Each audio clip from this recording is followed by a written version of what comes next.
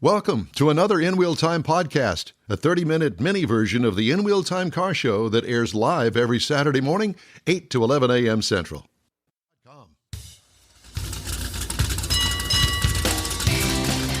Podcasting and streaming worldwide, it's the In Wheel Time Car Talk Show today from the Hemi Hideout in Brookshire, Texas. Just ahead, we've got some interesting things that we haven't been able to get a hold of and get to you because we've been so busy doing other things here. So we're going to get to all of that. Jeff's got the feature on the 5 things you shouldn't do if you drive a manual transmission in your car. Yep. And one of them is not taking your clothes off. No, that's another story for another day. That's another segment. Okay, well, here we go. All right, and we'll cruise in calendar. We got headlines. We got stuff to do. So you just stay with us. We're going to have a good time. Okay. Along with Mike out of this world, Mars. We always need more Jeff Zekin. And Chief Cook and Bottle Washer, Chief Engineer David Ainsley. I'm Don Armstrong. Glad you could join us today. You just need to calm your jets. I'll get to you in just a minute. You got to slow him down sometimes. I know he's doing 100 miles. Oh, I got to do this. He's a drummer. He's got to keep moving. I know. So let's talk about the 5 things you shouldn't do if you drive a manual transmission car. Now, let me just say this about that. The manual transmission is becoming a rarity. Yes. And it is also a built-in anti-theft device because no one knows how to drive a manual transmission. Or valet device. Or valet, yeah. Or valet, yeah. We do not drive. Do you see that sign now? We do not drive manual transmission cars. Okay, so what do? You can't park anywhere else, and you said valet. We'll let you park it over there. Oh, okay. No tip for you. All right. So I don't want to do it now. What are the other things about the manual transmission car? All right, these 5 things. Well, the stick shift cars, like you said, they're not in vogue anymore. But it is a fun way to drive, keeping you fully engaged on the road and allowing to do that. So using a manual transmission puts responsibility on the finer things of driving. So resting your hand on the shifter. It's important that every time you shift gears, you fully remove your hand from the shifter. Don't do that. You attempt to leave your hand on the shifter, especially if you've been shifting a lot, but it's not good for the gearbox. The components of the shifter are sensitive. They need to have clean shifts, so the slightest bit of unnecessary pressure strains them. Don't do it. Number 4, resting your foot on the clutch. It's similar to the vein of the shifter knob. No. And you might use it frequently as you shift, using it as a footrest. It's entirely not your fault, though, Burn Don. up the clutch. Yeah, because most modern cars with automatic transmissions have a footrest on the left side next to the brake pedal. Called the dead pedal. Yeah, exactly right. So if you're used to driving as automatic and you get into a stick shift car, it's just a natural habit to do that. So they're very sensitive also. If you leave it on there, sometimes you'll actually engage the clutch, depending on how sensitive and what kind of car it is. Or you'll certainly engage the throwout bearing and have that thing blow out on you. Exactly. And that might as well have a new transmission. And that's a lot of money. So number 3, Mike, staying in gear while stopped. Whenever you come to a complete stop in a manual transmission car, you're supposed to shift the gear into neutral. Leaving it in the start mode or start position, leaving it in gear is not good for it. So leaving the car in gear while stopped. Because it engages the clutch. Right. So you it puts a strain on the gearbox. You are looking at me like, oh, no, what is he talking about? Well, I know you, Mars. I don't drive that much in this kind of traffic. And in my mind, I get to the red light, I got my foot on the clutch because I'm going to use it pretty quick. Oh, God. Well, you're such a liar. You know that as well as I do because you were never taught to take your foot off the clutch and put the car in neutral. That's right. I wasn't. That just. I mean, what we're saying kind of makes sense because we all know shift happens, but it's just not the way I was taught to do it. Well, I will tell you this: I had a friend of mine, acquaintance, not friend, but acquaintance of mine, that in the automatic transmission car, he'd pull up to a stoplight and put it into neutral. Really? And then every single time. Drove me insane because every time that he'd put it in drive. Every time you put it in drive, it clunk, clunk, clunk. Well, why are you doing that? But the engine vibration also can damage the transmission parts, the small sensitive parts. Just the vibration alone can vibrate them. So number 2, Shifting without the clutch, Don. Whenever you shift gears on a manual transmission, you need to put the clutch in all the way to fully unlock the shifter. The lever will still move, but the clutch isn't pressed down. Forcing the shifter is possibly the worst thing you could do for your gearbox.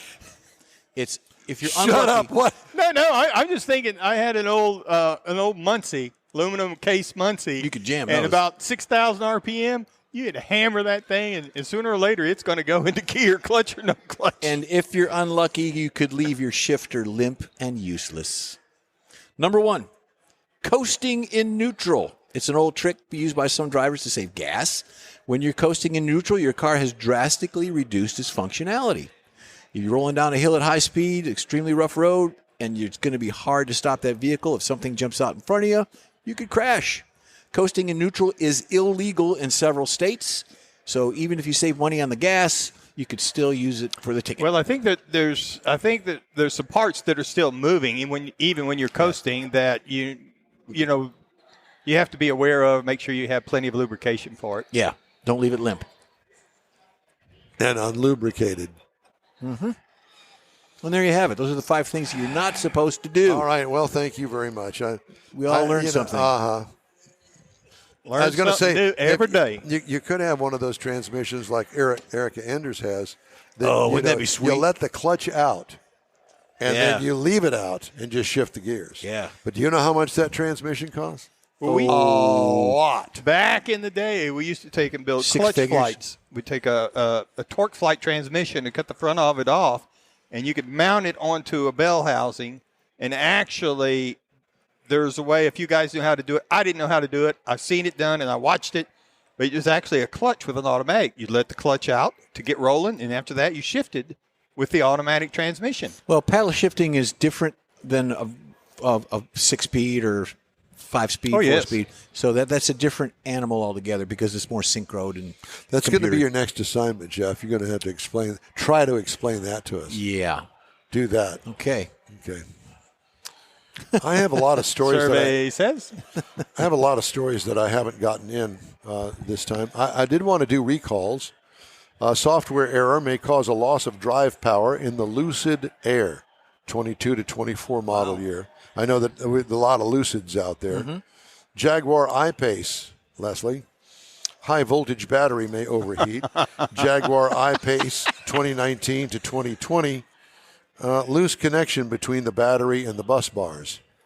Wow. Those are special bars that you drink martinis at, and you get delivered there by a big school bus. Not. Yellow bus.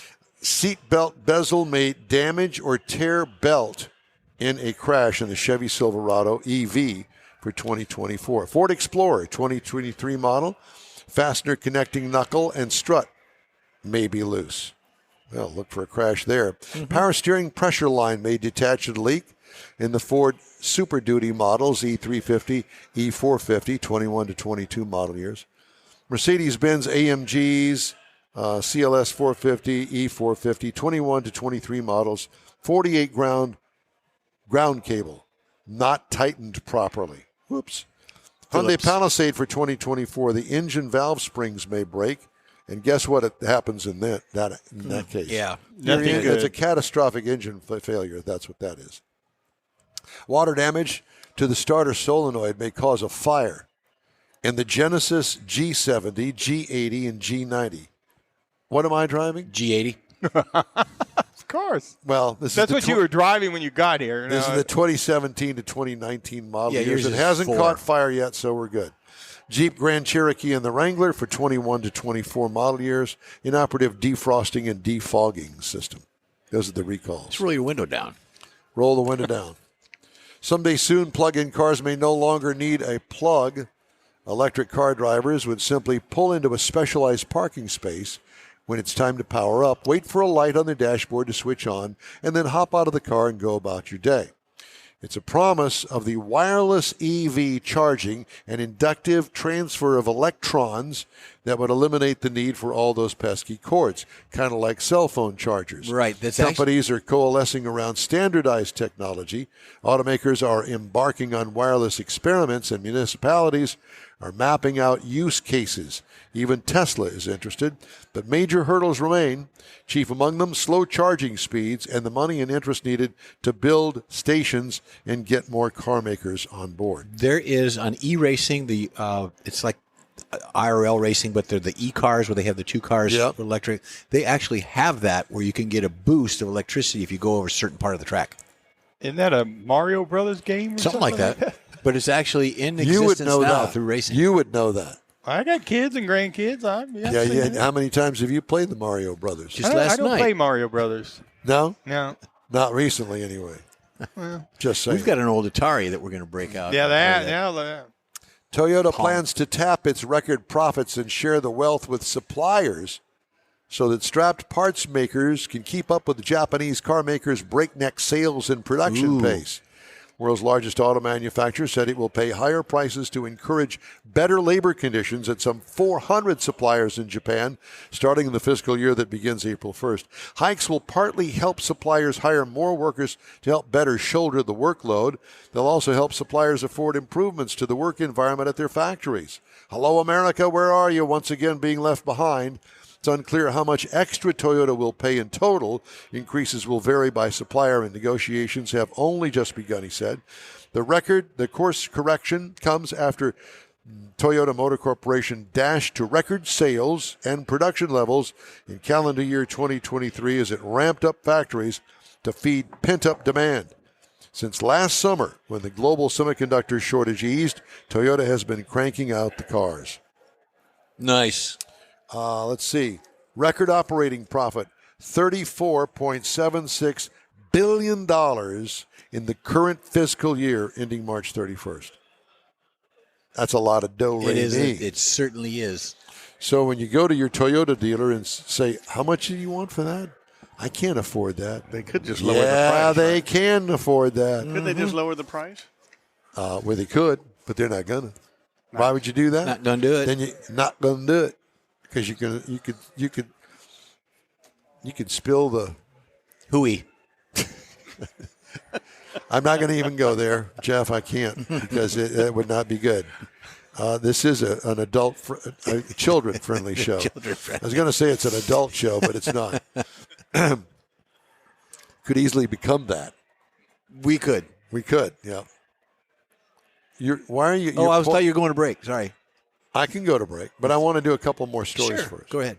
Ford Motor Company said it's going to begin reopening Michigan Central Station in Detroit almost 6 years after the automaker bought the building from the Maroon family.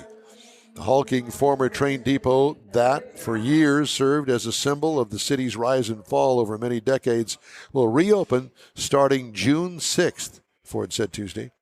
Michigan Central, designed in the Beaux Arts style, opened in 1913 and has about 500,000 square feet across 18 floors. Amtrak service at the train station was halted in 1988. Have you seen a picture of it?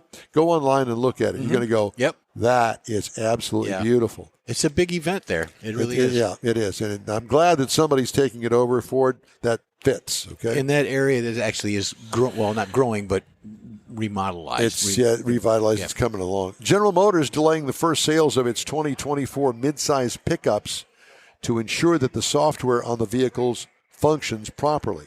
Sales of the new model year GMC Canyon and Chevy Colorado are being delayed while a software fix is tested and validated. The decision affects about 15,000 pickups, according to a GMC spokesperson. The vehicles have started to ship to dealerships, though none have been delivered to customers, and GM said the stop sale is not related to a safety issue and should be lifted shortly. That's a shame. I like that pickup truck. Subaru temporarily suspending production at 3 of its plants in Japan, including the factories making the Forester and Crosstech crossovers for export, as well as the BRC Sporty Coupe, after a 35-year-old veteran was crushed to death. What? After a 25-ton mold fell on him. Oh. Splat. Not making fun of it. That's terrible. But I'll tell you what, it's a quick way to go. Yeah. I went to a Corolla factory. I think it was in Mississippi. Did you go on that tour with me? No, I didn't. Okay. Yeah. And anyway, this was a factory that included a stamping plant. So they stamped the body panels. The very back of the factory that you look down and you can't even see the back of the factory by the naked eye. It goes on that far. So in the back of the factory is the stamping plant. So they got all the molds from Japan, where they make the molds. Of course. And these things are laying on the floor. And there's probably 24 of them. And they're massive, huge iron pieces of metal that are molded, okay? And so they have 2 cranes. One of these cranes takes the mold out of the stamping machine, picks it up, moves it over to the floor, grabs another one, puts it back in the machine. And the machine looks like it has drawers, okay? And the drawer slides in. The bottom part of the mold is down at the bottom, top of the mold up at the top. This big thing comes along and goes, boom! The whole floor, the whole building shakes. Yeah. And this happened to be the side of the Toyota Corolla 4-door sedan. Comes off of one piece of sheet metal, okay? Both of the doors, right? It molds the doors, it moves it in to the next set of molds and their actual cutters and cuts the doors out of the mold, okay? So now you got the surround and the doors. And they move out of this stamping machine. The doors get hung on, for lack of a better term, a coat hanger, okay? Where the side panel does, but 2 guys have to pick it up and put it on a coat hanger. Then that moves to the assembly line. But the doors stay with the part that surround the doors. To make sure it fits. To make sure, because every body one lines. is just a little bit off. Yeah, and it doesn't hit right. But with that, those doors fit perfectly. But now think of this. How do you keep the doors with the surrounds together with the same car and assemble it? Because the doors go one way and the rest of the car goes another. Aren't they? Don't they have they've got a tag on it? I don't know how they do. I don't know how they keep it together, but somehow they do. You scan it. Because the doors are the most complicated part of the car. Because they go up to a separate an assembly line. They put all the stuff inside the doors. Yeah. The part that's touched by human hands the most. Comes back together. How they do that, I have no clue. But it was an amazing feat. Time now for a quick break. You are on the In-Wheel Time Car Talk Show, available 24/7 through the iHeartRadio app. Look for In-Wheel Time Car Talk. We also video stream our 3-hour weekly show on Facebook, YouTube, and InWheelTime.com, and podcasts at your favorite podcast provider. In-Wheel Time Car Talk Show continues right after this quick break. Pro-Am Auto Accessories has been serving Houston's auto enthusiasts since 1984, providing world-class products for sports cars, European sedans, and American muscle. Pro-Am is known as the place to go to find exclusive and hard-to-find parts and accessories. Pro-Am is one of the very first distributors in the USA for brands such as Recaro, Redline, Momo, Corbo, and Simpson. Located in the heart of Houston's premier retail and service corridor, the Galleria area, Pro-Am's walk-in storefront includes an 8,000-square-foot warehouse, showroom, and installation bays. Pro-Am not only sells parts and accessories, but also offers installation and service. Pro-Am is now reaching a worldwide audience through Pro-Am.com, taking its local reputation to the rest of the world. At Pro-Am Auto, you'll be dealing with a small group of professionals who truly want to help you with your automotive needs. If you don't see what you're looking for on the website, call and Pro-Am will lend you a hand. Pro-Am Auto, 6125 Richmond at Green Ridge in Houston's Galleria area. Call them at 713-781-7755. Want to feel good about something special you did for someone special? In-Wheel Time and the original Lupi Tortilla group of Tex-Mex restaurants have joined together to help a very worthy cause, God's Garage, a Christian-based 501c3 charity.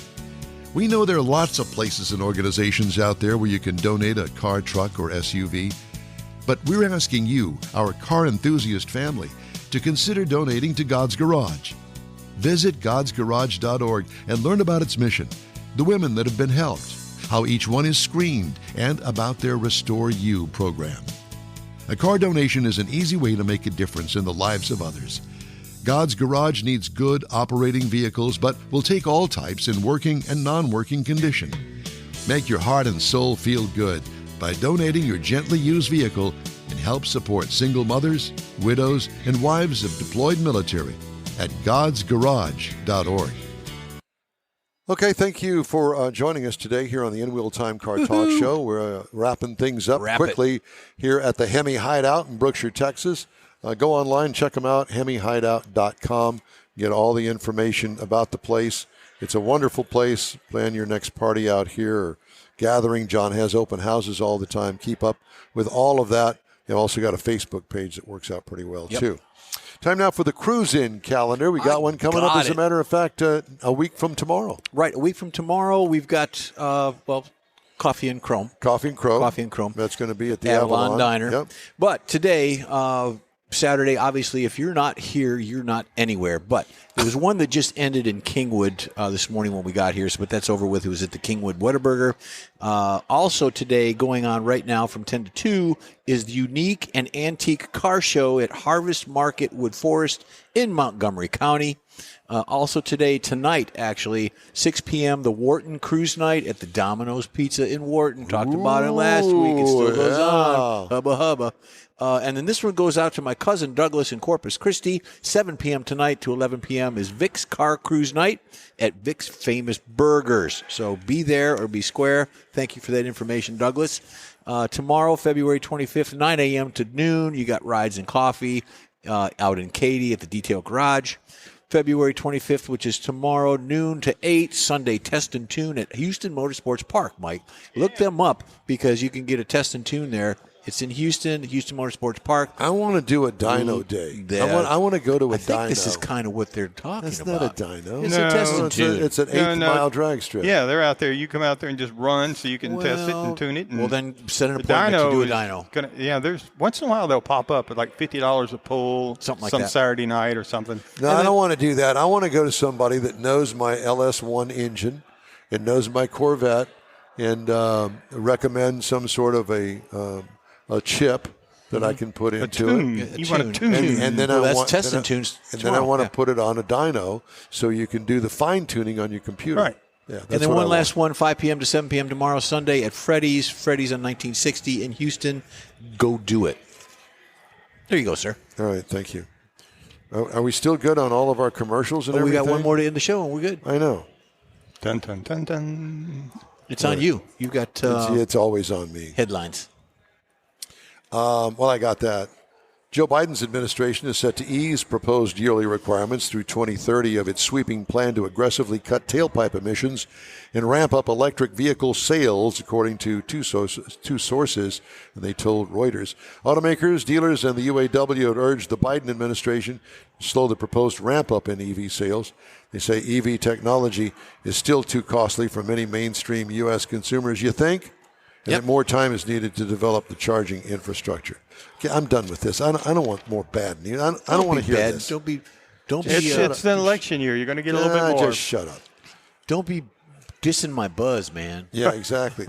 So I negative vibes, man. Always with the negative vibes. I want to go back to the sold car roundup from Hemmings. Okay. And we don't have to play the game. I just want to. These are some that I picked out because Leslie and I've been looking at Volkswagen Super Beetle. I don't remember what made it the Super Beetle, but in 1972 they had that, and there's one online that sold for $10,500. Wow. So if you're into VW bugs, then there you go. Or Super Beetles. This is actually for. I'm trying to think. This would be for your granddaughter. Okay.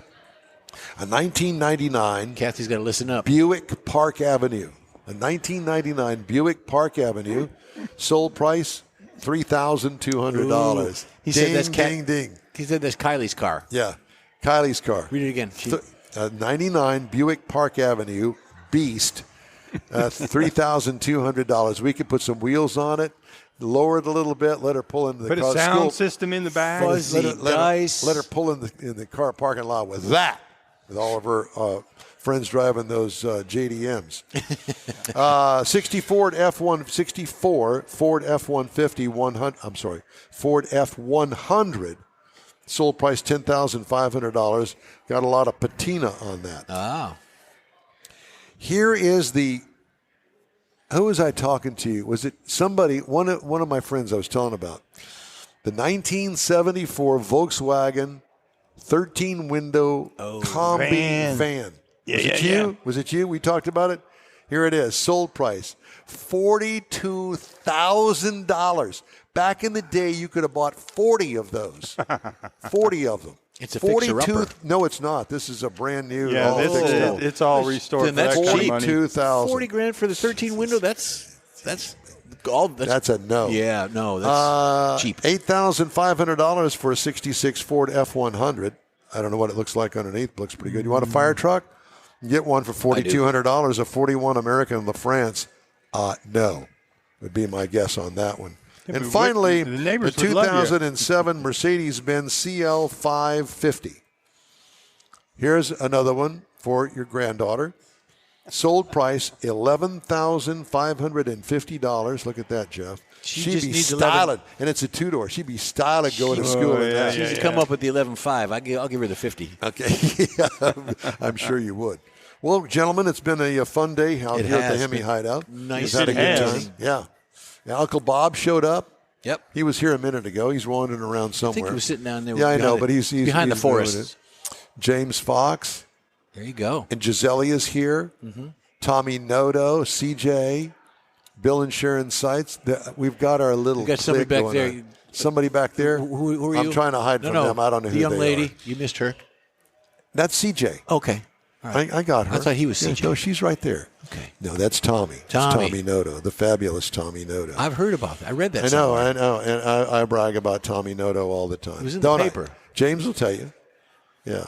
He was in the wanted poster at the post office. At the post office. Oh boy! Oh, I thought that was who you were writing about on the bathroom wall. Post office isn't having post offices aren't doing well right now. We're going to wrap up today's show right after a quick break. This is the In Wheel Time Car Talk Show. Stay with us.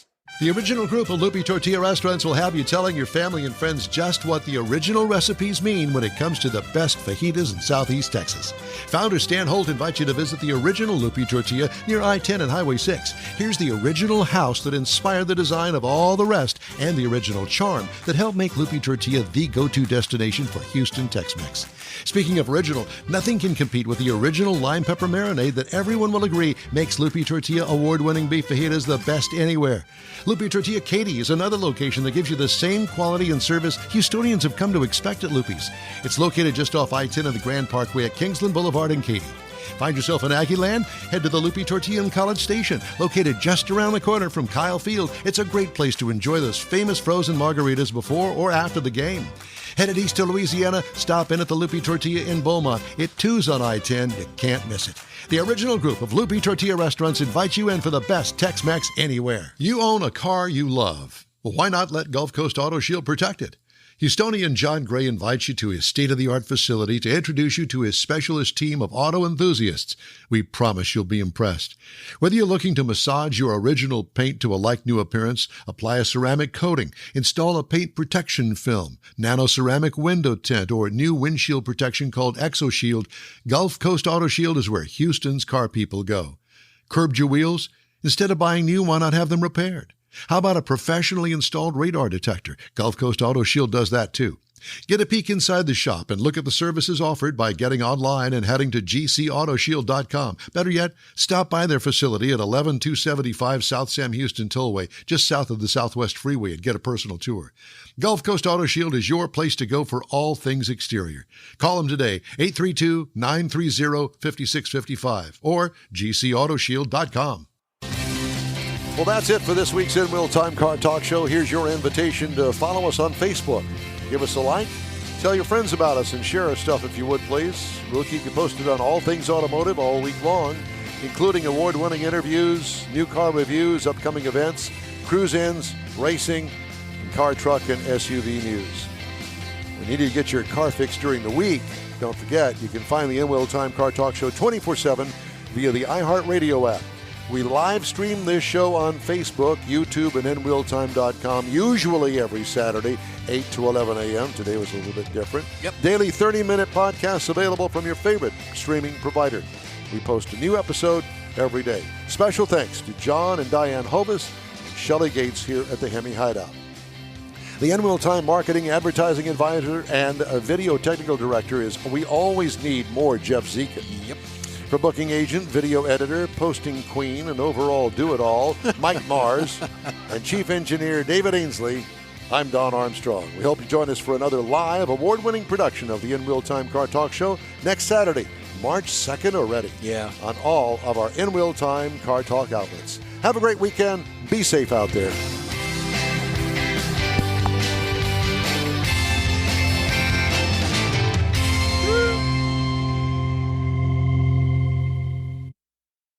That's it for this podcast episode of the In-Wheel Time Car Show. I'm Don Armstrong, inviting you to join us for our live show every Saturday morning, 8 to 11 a.m. Central on Facebook, YouTube, Twitch, and our InWheelTime.com website. Podcasts are available on Apple Podcasts, Spotify, Stitcher, iHeart Podcast, Podcast Addict, TuneIn, Pandora, and Amazon Music. Keep listening, and we'll see you soon.